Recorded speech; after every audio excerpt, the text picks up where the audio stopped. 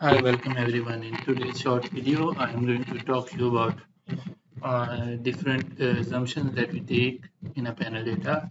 And we'll start with an example, and then we'll talk about why there's a need for assumptions, and then what is the meaning of diagnostic tests. So let's suppose that this is an examination hall and there are several rows 1, 2, 3, 4, 5, 6, 7, 8, 9, 10, 11, 12 rows, 12 columns, and then there are several students in each row and they are giving an exam. So our outcome variable is how much marks they get in the exam. So the data is generated here. The data we're talking about is the marks obtained from the final exam. Now this is one setup and they are giving one exam. Consider that they will give exam 5 times in consecutive days.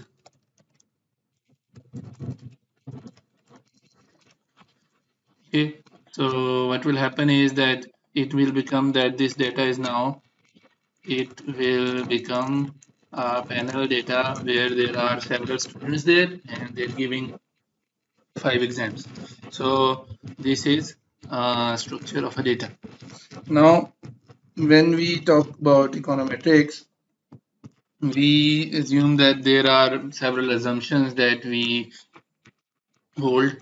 And why there are several assumptions? Because we need to make sure that the data that is generated is actually representing the student. So, for example, we don't want that uh, there is a heteroscedasticity or autocorrelation, or non-linearity or multicollinearity. So, why so? So that is because the nature is that we need to make sure that if a particular student is giving an exam, let us take an arrow from here. Let's think about that this student is giving an exam.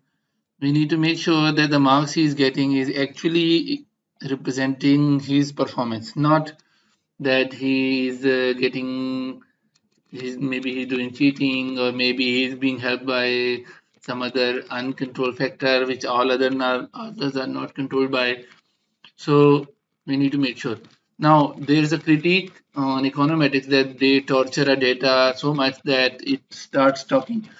But I believe that if there is some information there, and when the econometrician give that they add assumptions, then the assumptions are there to say that if these assumptions hold, then that this data that we are getting is actually representing the performance of the student. But if any one of the assumption does not hold, what will happen is that few of the students or maybe all of the students are getting some sport which is unethical or illegal according to the rules, and then what will happen is then the marks that they're getting might not be represented by them. So we will start with some examples, like let's say that we are talking about heteroscedasticity. So our example is,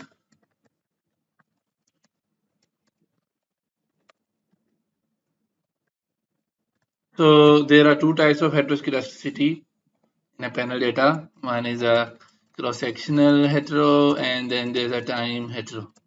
So heteroscedasticity means that the variation, the marks are changing across people and across time.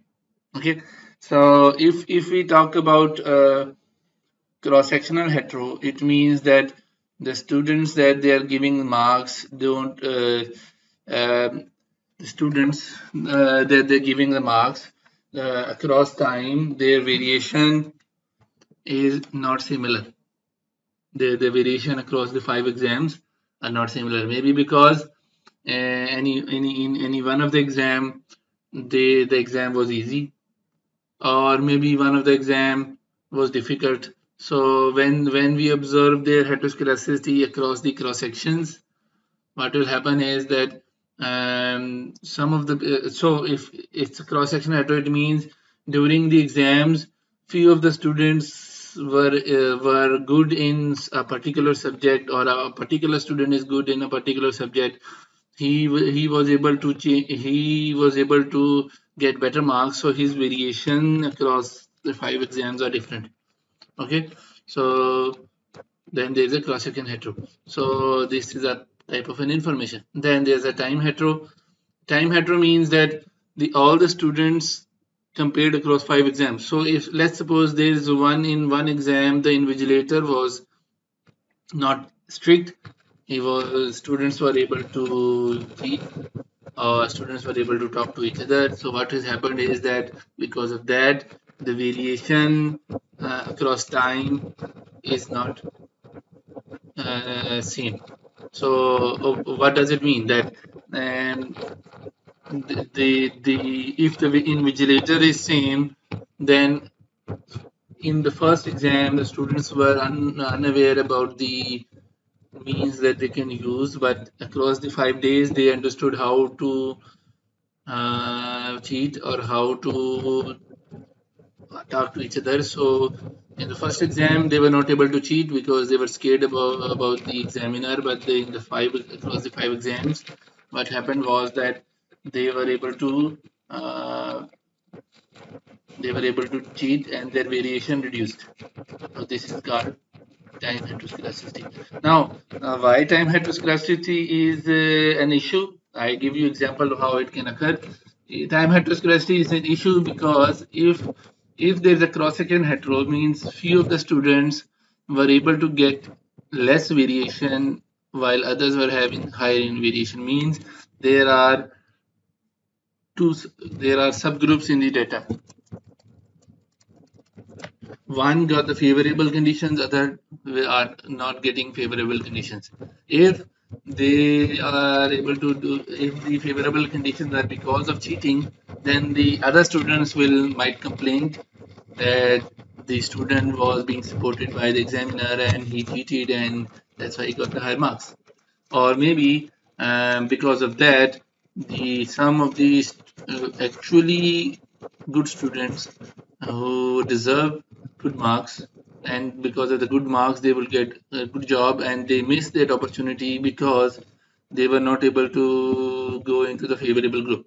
So what will happen is that the final marks will not be representative of all of the students, and the students who are not getting or not in the favorable goods group are actually getting the actual marks, but the students who are in the favorable group who are able to do cheating or get some favor are getting more than what they deserve or more than what they perform. So what will happen is that even though the one group has got good marks, but it is lower than the others who one group that got actual marks, but it is lower than the other group which has got overestimated marks.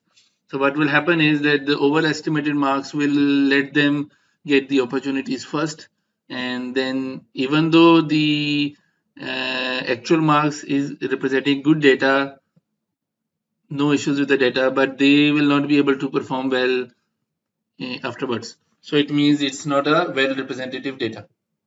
So this is a problem. So it means you need to make sure then if the data has no heteroscedasticity. So there are several tests to check about it. Next, second diagnostic is autocorrelation. So there are two types: cross-sectional autocorrelation, which is also called cross-sectional dependence, and second is time autocorrelation, which is also called serial autocorrelation. Now we'll give you a few examples. So time autocorrelation means that the performance today depends upon performance in the past. Okay, so if the exams are interconnected, means they are from the same subject, or they are based upon similar experience, then what will happen is student will learn from the past mistakes and they will improve in the better one, next one. So it means let's say that you are talking about that There are 5 consecutive exams, but they are not 5 days, they are 5 semesters. And the courses that they are teaching are the 5 levels of same course. Like they are studying micro 1, then micro 2, then micro 3, then micro 4, and then micro 5. So when they are giving exam of micro 5, their performance in the microeconomics 5 depends upon how well they understood microeconomics 4.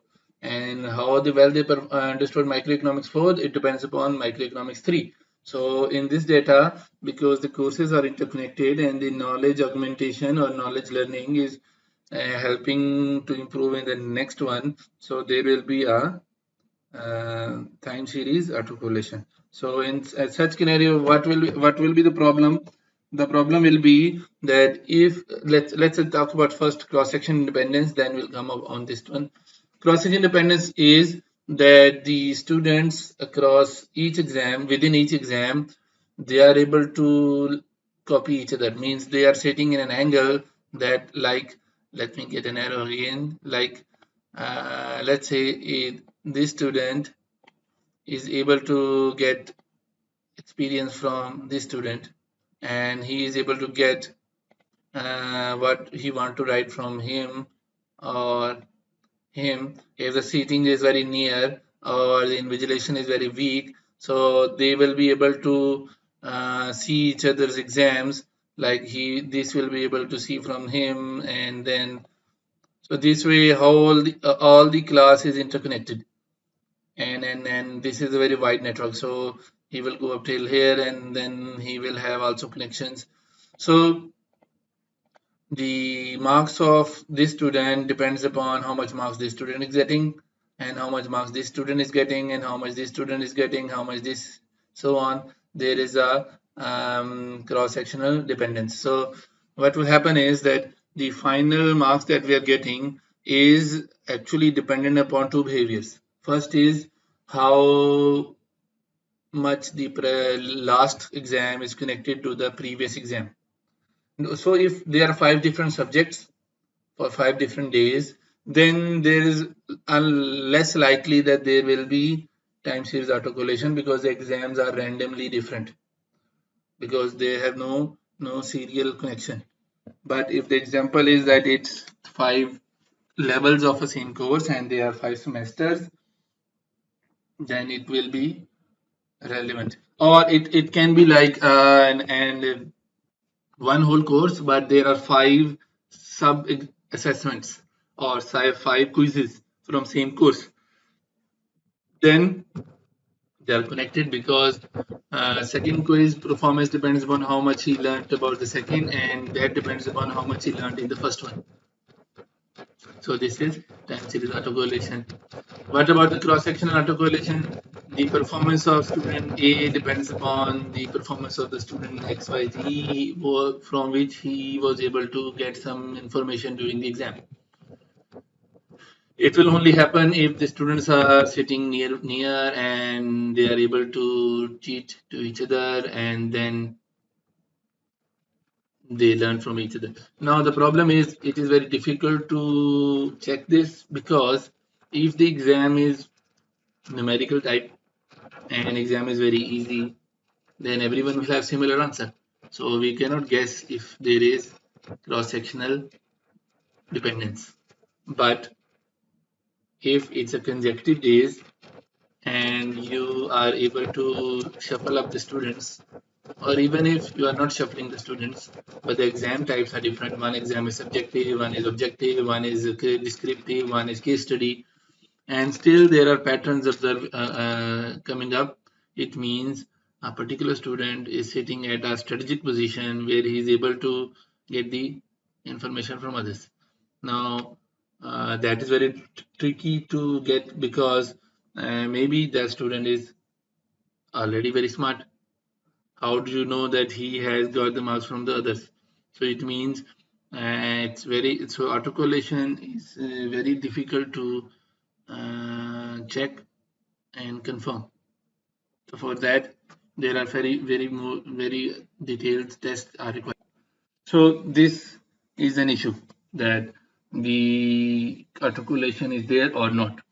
So how do we check it? So we need to make sure that if there is an autocorrelation, the hint is that the observation of so if the fifth exam marks of this student are actually dependent upon the fourth exam marks, his fourth exam, that will only occur if the exams are as a carryover, means that I discussed earlier. So assuming that exams are different, it will not carry over. So there will be no time series autocorrelation. It means it is very easy to uh, rule out this problem and easy to check. Now, how to check if this student marks are dependent upon this student marks?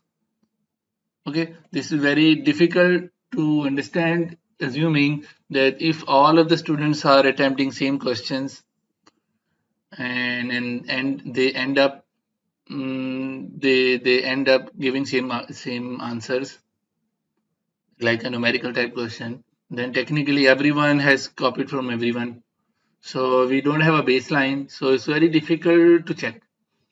So how we can check is that if his 5 exam marks are related to 5 exam marks of this student, or other way around, like his 5 exam marks and its variation is related to 5 exam marks of this, and so it means if there's only one exam, then it's very difficult to guess. But if there are 5 exams, there are all the exams are of different type, and still there is a correlation. So how to rule it out? First of all, what the examiners try to do is make sure that there's enough space between the rows and columns that they don't cheat. There's a very strict enough invigilation that they don't look at each other's exam, so that this problem does not occur, because it is a false signal maybe that how to check. You may be giving a wrong, giving a maybe you wrongly accuse the student that he has cheated, but actually he has written his own exam. So that's a problem. So let's assume there's cross-sectional or time series autocorrelation. What will be the problem? Problem will be that the data has a structure hidden within the structure. That is, if there's time series autocorrelation, then the order of the exams are explaining the marks performance in the final exam. So it means he might not get the same marks in the final fifth exam if the fifth exam is not the fifth exam. It is if it is the first one. So time series autocorrelation depends upon the past behavior. If the past behavior is not near past, or if the order is different, then it will have different marks. So it means now here the talk is that why we are torturing a data in this way. So if the exams are connected in a way that the past are explaining the future, it means there is an inherent information in the data which cannot be excluded. Means you cannot teach the student microeconomics 5 before microeconomics 1. So it means the performance that he's getting is microeconomics 5 will depend upon the performance is microeconomics 4. So it means time series autocorrelation, even though we say it as a diagnostic, but it is actually giving us a new type of information. So if we assume that it does not exist, then the final exam marks are not actually representative of his final exam performance. It's actually the final exam performance plus the performance in the fourth exam plus the performance in the third exams and so on. So it's more than what it is, what you're trying to see. So that's why we check for diagnostic and try to improve a model. It's not that we are trying to beat the data in a way to get a favorable result. It is that there was some extra information that was there and it cannot be excluded. So we should make a model in a way that it is covered.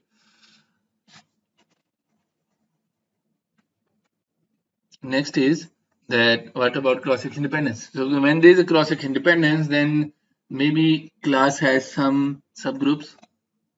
Some friends are sitting together, like some group here. Maybe make it transparent. Let's go into shape fill, no fill. So there's a certain group that are working together.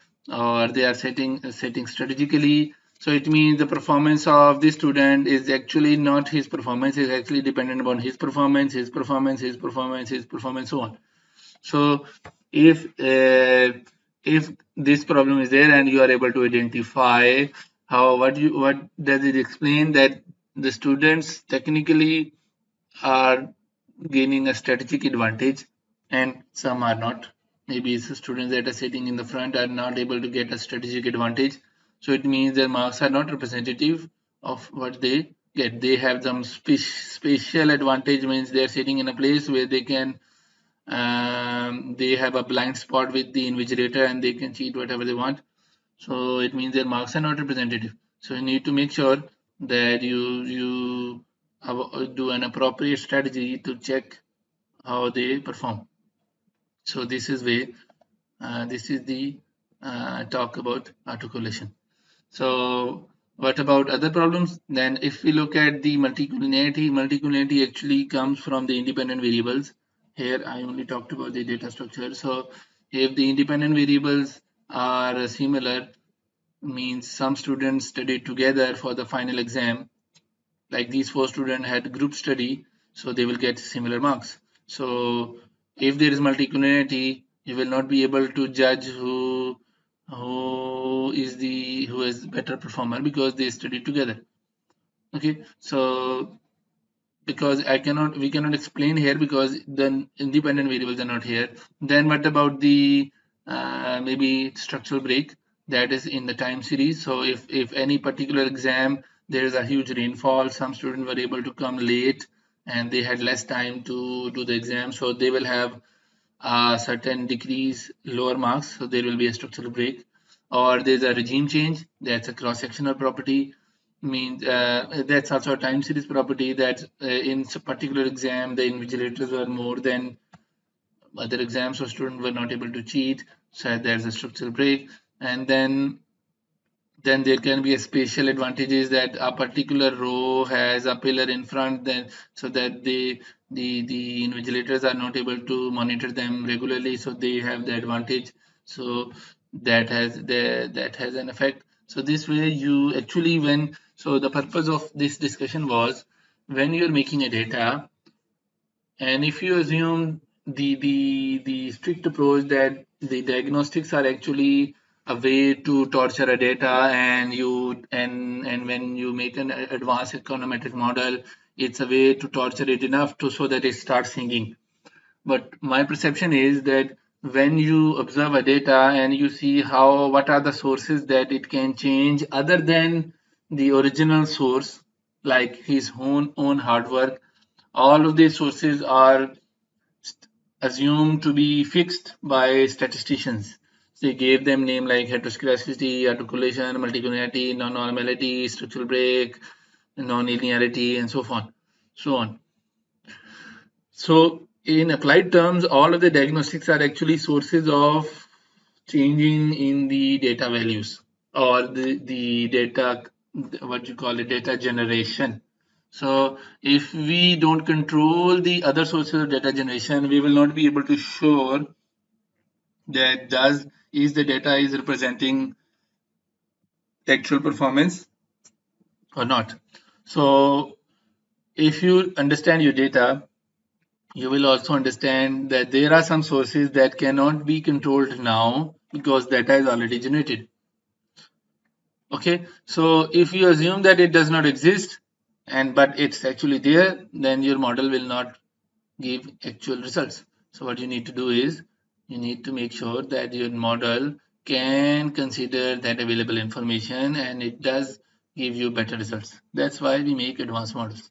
I hope you like the discussion, give your feedback, and let me know what you want to see more so that I can try to incorporate that in future discussions. Thank you.